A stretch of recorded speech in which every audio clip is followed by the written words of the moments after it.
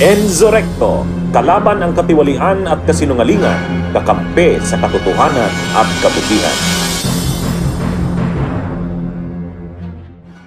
Mga kabunyog, mga kababayan, magandang araw po sa inyong lahat. Welcome po sa isa na namang episode ng ating talakayan dito po sa ating YouTube channel na Attorney Enzo Bunyog. Kung hindi pa po kayo naka-subscribe sa channel na ito, subscribe na po kayo mga kabunyog, mga kababayan. Kung hindi pa po kayo naka-follow, mayroon din po tayong Meta or Facebook page, Informador. Kung hindi pa po kayo naka-follow, follow na po kayo. Ito mga kabunyog, mga kabayan, pag-usapan natin tong tungkol sa birthday message ni dating Presidente Rodrigo Roa Duterte. Ayan. May birthday message din pala si Digong Duterte sa kanyang dating PNP chief na si Bato de la Rosa. Kaya matutuwa din dito si Bato de la Rosa kahit siya'y nagtatago. Matutuwa rin siya at mayroon din naalala pa rin pala siya ng dating presidente. May birthday message si FPRRD sa kanya kay Bato. Alam niyo kung anong message ni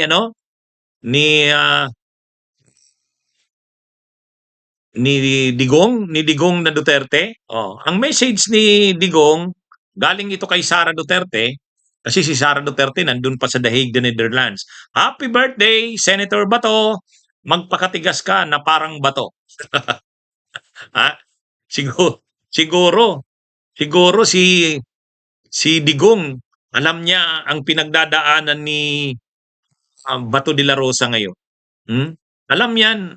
Nakakarating yan kay Duterte na si Bato'y nagtatago ngayon, na si Bato'y takot na baka lumabas na ang arrest warrant ng ICC at siya'y aarestuhin na, dadalhin na rin sa dahig. Kaya alam ni Duterte na si Bato ay nasusubok ang katatagan ngayon. Kaya alam niya ang pinagdadaanan ni Bato, kaya ang mensahe niya kay Bato, magpakatigas daw ito na parang bato. Kasi talaga kumbaga mahirap yung ginagawa ni Bato ngayon, nagtatago siya. Ang mahirap pa diyan, nagtatago ka sa wala. Yan yung yan yung medyo mensahe ni Senador Ping Lacson sa kanya Senator Bato, huwag ka na munang magtago, lumabas ka muna, wala pa naman ang arrest warrant Bakit nagtatago ka na? Magtrabaho ka muna. Paano? Pag lumabas yung arrest warrant, magtatago siya, patuloy pa rin siya magtatago, di ang haba na ngayon ng pagtatago niya.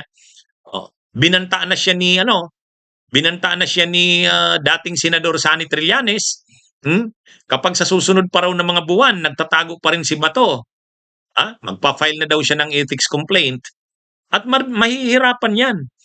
Kapag nag-file si dating Senador Sani Trillanes ng ethics complaint labang kay Bato, mahihirapan sila Senate President Soto niyan at saka sila Senador Ping Lacson. Bakit mahihirapan? Paano mo ididepensa yung ginagawa ni Bato? Kapag nag-file si dating Senador Sani Trillanes ng ethics complaint, ibig sabihin suspindihin o tanggalin na sa pagkasenador, may grounds Anong grounds? Hindi na siya nagpapakita sa Senado. So anong dapat gawin sa kanya? Hindi dapat na tanggalin na bilang senador. At sinong hahawak ng kaso na yan?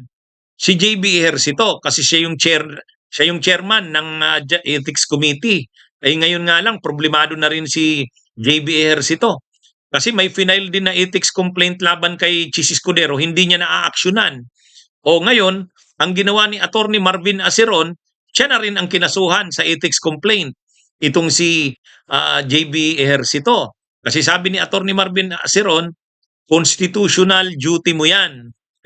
Ikaw yung chairman ng ethics committee, dapat trabaho mo na pag may final na ethics complaint, i-refer ka agad yan sa committee sa ethics committee, i-schedule na ng ethics committee hearing yan o kung anong gagawin diyan. Hindi ginagawa ni JB Ejercito. Kaya siya ngayon yung kinasuhan. Siya rin naman ngayon yung sinampaan ng ethics complaint. Kapag finailan si Bato de la Rosa ng ethics complaint ni dating Senador Sani Trillanes, sakit ng ulo na naman yan ni JB Ejercito. At saka mahihirapan silang hindi i-consider yung mga complaints na yan. Oh, halimbawa yung ethics complaint kay Chi, seryoso yun. Yung ethics complaint na ito kay Bato, kung ipafile yan ni dating Senador Sani Trillanes, magiging seryoso din yan. Kailangan talagang pag-usapan yan. Dapat bang i-expel si Bato de la Rosa? Kasi mula pa November 11, hindi na siya nagpapakita eh. Oh, pag natanggal siya sa pagka-ethics committee, ay pag natanggal siya sa pagka-senador, malaking problema niya dyan. Pero sa totoo lang, kapag dumating na ang mga buwan na ng Mayo, Hunyo, hindi pa rin nagpapakita si Bato, at pag nagkaroon ng bumalik yung session ng Senado, yung sa SONA, yung State of the Nation Address sa July, tapos wala pa rin si Bato, talagang kailangan na siyang i-expel. Mahihirapan na idepensa yan nila Senate President Soto, Senador Ping Lacson. At kahit si Senate Ethics Committee Chairman JB Ejercito, mahihirapan na rin. O ngayon, si Bato de la Rosa, ina-advise ni Duterte sa birthday niya, magpakatigas ka, Bato. Kasi nga, alam ni Duterte na nahihirapan na yan si Bato katatago. Alam niya rin na nandyan na talaga, palabas na yung ICC arrest warrant na yan. At alam ni Duterte na mahirap yung kinakaharap na yan na problema ni Bato de la Rosa. Kaya ang advice niya kay Bato, magpakatigas. Ibig sabihin, magpakatatag. Yun din naman yung advice ni di ba yun din yung advice ni Apollo Kibuloy nung tinanong, ano pong mensahe nyo kay former President Rodrigo Duterte? Sabi ni Kibuloy, tatag lang. Yun yung favorite na mensahe nila ngayon eh, tatag, manatiling matigas. Bakit? Ay kaliwat kanan ang kinakaharap nilang problema eh. Si Duterte nakakulong, si Kibuloy nakakulong, si Bato lalabas na rin ang arrest warrant. Hindi pa nga lumalabas ang arrest warrant, nagtatago na siya. At ang hirap na nung pagtatago niya na yan. At alam din ni alam din ni Bato yan. Hinihintay lang ng DILG, hinihintay lang ng DOJ, hinihintay lang ng PNP, hinihintay lang ng CIDG na lumabas ang arrest warrant talaga. Pag lumabas na ang arrest warrant, alam daw nila kung nasaan si Bato. Nasusubaybayan nila ito. Alam din yan ni Bato na posibleng bawat galaw niya ay nasusubaybayan. Kaya mahirap ang sitwasyon ngayon ni Bato. Mahirap ang sitwasyon niya. Sabi nga ni Senador Ping Lacson na dati rin nagtago noon, mahirap ang magtago. Kaya siguro ang mensahe ni Digong kay Bato de la Rosa, manatiling matigas. Ibig sabihin, magpakatatag. Kung ano yung mensahe ni Kibuloy kay Duterte, tatag lang. Ang mensahe rin ni Digong kay Bato, manatiling matigas. Ibig sabihin, wag susuko. pero sa isang banda rin, para kay Digong, kung maaresto man si Bato at madala sa ICC, buti nga yun, may kasama na rin siya doon. Buti, siguro naiisip ni Digong, kung maaresto si Bato, buti rin yun. May kasama na siya doon. Pero yan mga kabunyog, mga kabayan, yan yung mensahe ni Duterte kay Bato de la Rosa.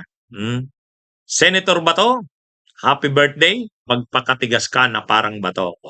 Yan yung mensahe ni Digong kay Bato de la Rosa. Anyway, yan mga kabunyog, mga kabayan, magandang araw sa inyong lahat. Mabuhay po tayo.